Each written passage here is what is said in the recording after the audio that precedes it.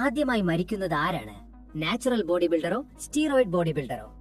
Minute 0. Steroid body builder ഒരു കുപ്പി തുറന്ന് ഗുളികകൾ വെള്ളത്തോടെ കഴിക്കുന്നു. നാച്ചുറൽ ബോഡി ബിൽഡർ ബ്രെഡിന് മുകളിൽ പീനട്ട് ബട്ടർ പുരട്ടി പഴങ്ങൾ കഴിച്ച് ട്രെയിനിങ്ങിന് തയ്യാറാകുന്നു. 3 മാസം. സ്റ്റീറോയിഡ് ബോഡി ബിൽഡർ വേഗത്തിൽ വളരുന്നു. അവന്റെ പേശികൾ പെട്ടെന്ന് വലുതാകുന്നു. കൈകളിൽ നാഡികൾ പൊങ്ങി വരുന്നു. നാച്ചുറൽ ബോഡി ബിൽഡർ പതുക്കെ വളരുന്നു. ആഴ്ചകളോടെ കൂടുതൽ ഭാരം ഉയർത്തുന്നു. 12 മാസം.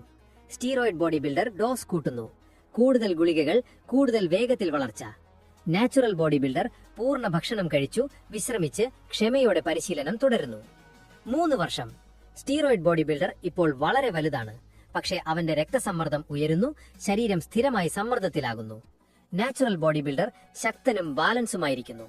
അവന്റെ ശരീരം സ്വാഭാവികമായി പ്രവർത്തിക്കുന്നു. അവസാന ഘട്ടം. ഒരു രാത്രി വർഷങ്ങളായ സമ്മർദ്ദത്തിൽ സ്റ്റീറോയിഡ് ബോഡി ബിൽഡറുടെ ഹൃദയം നിലയ്ക്കുന്നു.